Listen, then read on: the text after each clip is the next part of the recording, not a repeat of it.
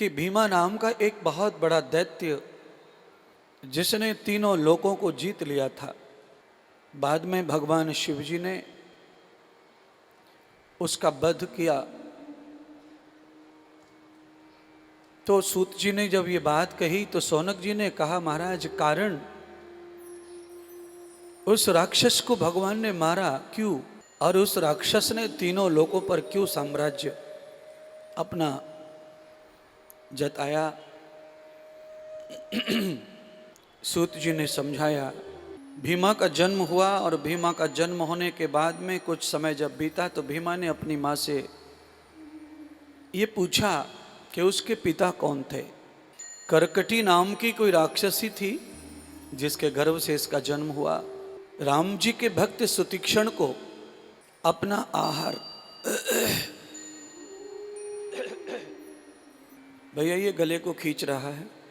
अच्छा, बिना बताए समझता नहीं तुमको तो कुछ भी मजा लेता रहता पूरे 3 घंटे हैं।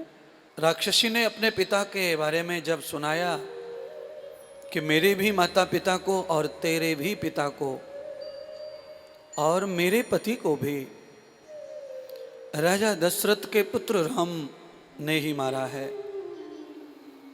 तेरे पिता का नाम है कुंभकर्ण और मेरे पति का नाम है कर्कट।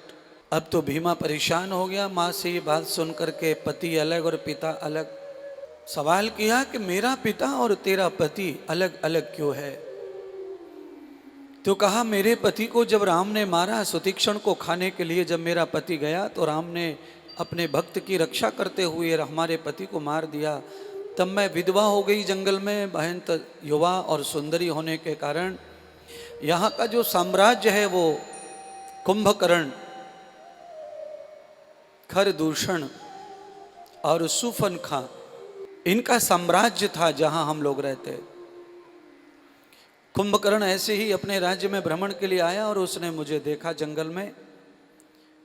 तो उसने मेरी सुंदरता को देख करके मेरे साथ में जबरदस्ती बलात्कार किया। और उस समय कुंभकर्ण का कोई कुछ बिगाड़ नहीं सकता था। उसके फलस्वरूप तू मेरे पेट में आया और तेरा जन्म हुआ, इसलिए तू कुंभकर्ण का पुत्र हुआ। बाद में कुंभकर्ण को भी राम ने ही मारा। भीमा राक्षस के दिल में ये बात बैठ गई कि मेरे पिता को और मेरे नाना नानी को और मेरे माता के पति को भी राम ने ही मारा है।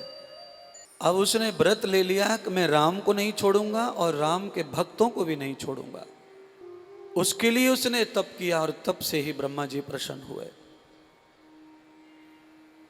ब्रह्मा जी ने प्रसन्न होकर उससे वर मांगने के लिए कहा तो उसने वर में ये मांगा कि मुझे विष्णु न मार सके। अब जिसे भगवान विष्णु न मार सके वो महाबलशाली तो हो ही जाता है, पर हकीकत यह है कि भगवान विष्णु का काम मारने का नहीं है, उनका काम पालने का है। जिनका काम मारने का है उनका तो नाम लिया नहीं भीमा ने। विष्णु मुझे न मार सके। ब्रह्मा जी ने वरदान दे दिया और वरदान के चलते ही भीमा ने उपद्रव मचा दिया धरती लोक पर, सारे मनुष्य को जीत लिया। फिर उसने पाताल में जाकर अपने राक्षसों को मारना प्रारंभ किया तो राक्षसों ने अपना राज्य दे दिया और सारे राक्षस भीमा की सेना में सम्मिलित हो गए। भीमा ने देवलोक में आक्रमण करके देवताओं को भी भगा दिया, वहां से स्वर्ग पर शासन कर लिया।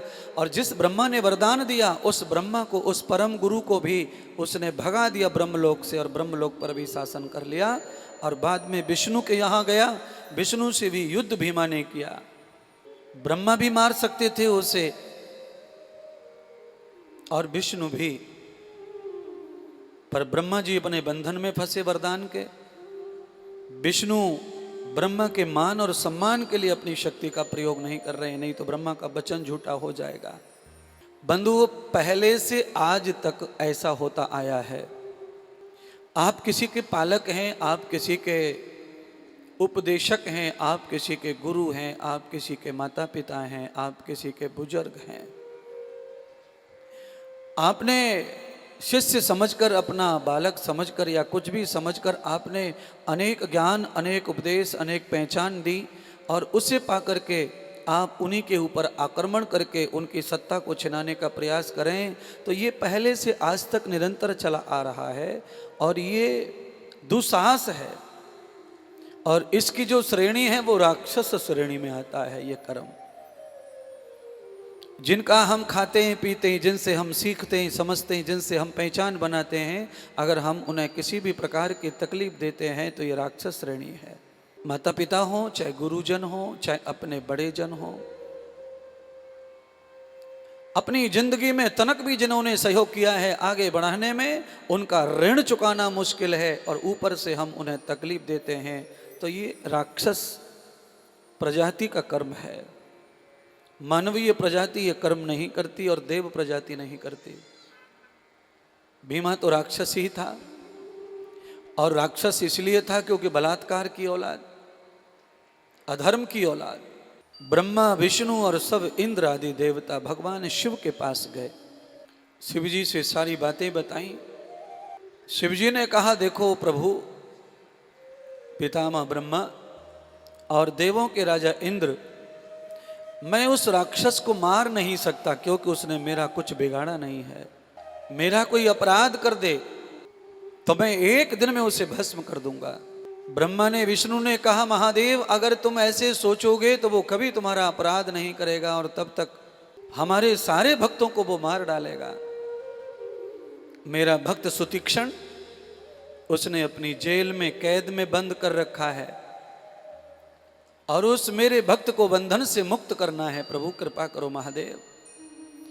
तो महादेव ने एक उपाय बताया, विष्णु को कहा इंद्र को बुलाओ। इंद्र मायावी देवता है, ये रूप बदलना जानते हैं।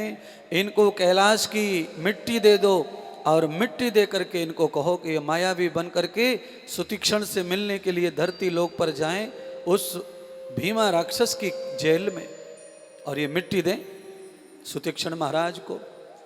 और जब श्रावण का महीना आएगा तब सुतीक्षण से कहो कि इन मिट्टी से शिवलिंग बना बना करके उनका पूजन करे। सामग्री नहीं मिले तो मंत्र से पूजन कर दे, मानसिक पूजन कर दे।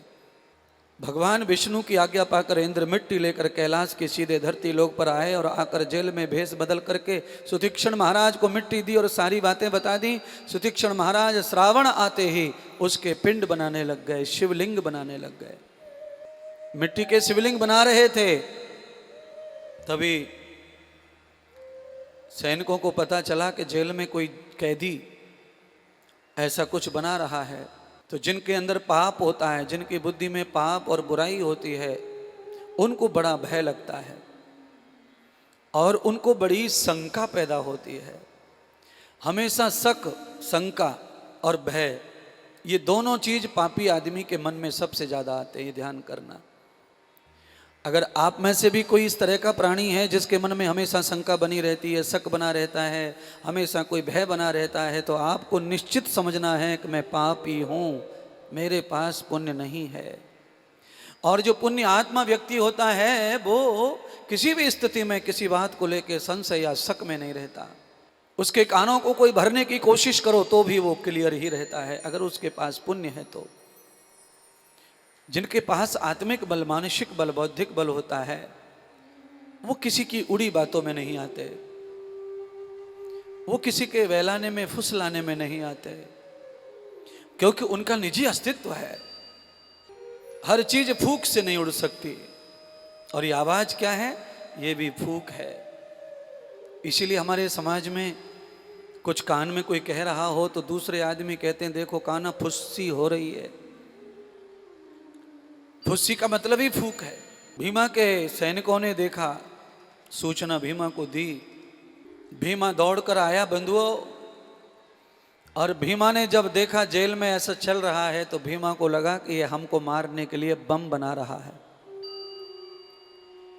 इसको कहते हैं संशय, इसको कहते हैं भय, शक। भीमा ने दरवाजा खोला और दरवाजा खोल के भीमा ने जोर से लात मारी सब शिवलिंगों में। भगवान सूत जी ने समझाया, जैसे ही भीमा राक्षस ने लात मार के सारे पिंड, सारे शिवलिंग उसने बखेरे और तोड़े, फेंके, तब ही भगवान महादेव शंकर का प्राकट्य हुआ उन मिट्टी के शिवलिंगों में से। ब्रह्म मानो सूत जी ने ये कहा कि वहां पत्थर बरसने लगे, अनंत पत्थरों की वर्षा हुई। वो शिवलिंग पत्थर बन करके अनंत समय तक बरसते रहे और उन पत्थरों की बरसात के नीचे सारे सैनिक और राक्षस भीमा मारा गया। सुतीक्षण महाराज को आजादी मिली। तब भगवान शंकर ने राम भक्त सुतीक्षण से कहा कि एक वर मांग लो, तुम्हें क्या वर चाहिए?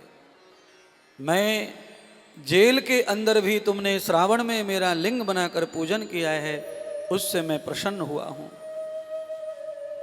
अब तुम्हारे मैं बंधन काटने आया हूं, पर साथ में वरदान भी पाओ। बंधुओं, मुझे लगता है बहुत अच्छी बात है। हम अपराध कर लें, गलती कर लें, कोई भूल हो जाए, जेल चले जाएं, तो ये शिव कथा के माध्यम से आप सबको मैं कहना चाहता हूं कि जो गलती हो गई सो हो गई, पर जेल जाकर के आपको वहां सुधरना चाहिए। वहां पर आपको भगवान का चिंतन मनन ध्यान अध्यासन करना चाहिए और हर पर्व को, हर तारीख तिथि को वहां उत्सव समझ के मनाना चाहिए। उससे आपको लाभ मिलेगा कि भगवान की कृपा से आप शीघ्र मुक्त होंगे उन अपराधों से, उन पापों से, उन जेल की उम्र कैद से, उन जेल के बंधनों से, और आपको भगवान शंकर ही कृपा करेंगे। पर्व के अनुसार आप जो पर्व आए वो पूजा करो। भाई जेल तो चले ही गए, अब वहां तो कोई शादी ब्याह में जाना नहीं है, न नौकरी करनी न काम करना, और काम करना भी है तो थोड़ा घना। इसीलिए अपराध का प्रायश्चित भजन ही है, पाप का प्रायश्चित भजन है, सुधार है। गलती का प्रायश्चित गलती न करना है, संकल्प लेना है। गलती पर गलती, गलती पर गलती, गलती पर गलती करते रहना, ये सुधार नहीं है, ये प्रायश्चित नहीं है। अच्छा, कई लोगों में आदत होती है, गलती करते हैं फिर माफ़ी मांगते हैं और ये कहते हैं अब हम कभी नहीं करेंगे, और परसों फिर कर देते हैं। एक दिन बीतता है, एक ही दिन में पुनः पुनः वही रिपीट करते हैं, और उसका परिणाम ये होता है कि उनके जीवन में अनंत कष्ट आ पड़ते हैं, संकट आ पड़ते हैं। गलती हो जाए कोई बात नहीं, हो गई। एक होता है गलती कर दी और एक होता है हो गई। तो हो गई वाली जो गलती है उसका तो भगवान दंड देते नहीं है ज्यादा, पर जो गलती कर दी उसकी माफी भी भगवान देते नहीं है, उसकी माफी नहीं देते। भाई गलती हो गई तो आप जानते हैं कानून में रोड पर एक्सीडेंट वगैरह हो जाए, 2-4 लोग भी मर जाएं तो कोई बहुत बड़ा केस नहीं बनता है, क्योंकि कानून में भी एक्सीडेंट का कोई केस नहीं है। कोई ऐसी धारा है जिससे कोई बहुत बड़ी सजा नहीं होती, 2-3 दिन में ड्राइवर छूट जाता है, क्योंकि वो हो जाती है, कोई करना नहीं चाहता। हर आदमी को डर लगता है एक्सीडेंट से, पर हो जाता है तो उसकी छूट है। हो गया है तो वो गलती का प्रायश्चित है कि संभल के चलो, आगे मत करो, और हो गया सो हो गया। पर एक नियोजन से होता है।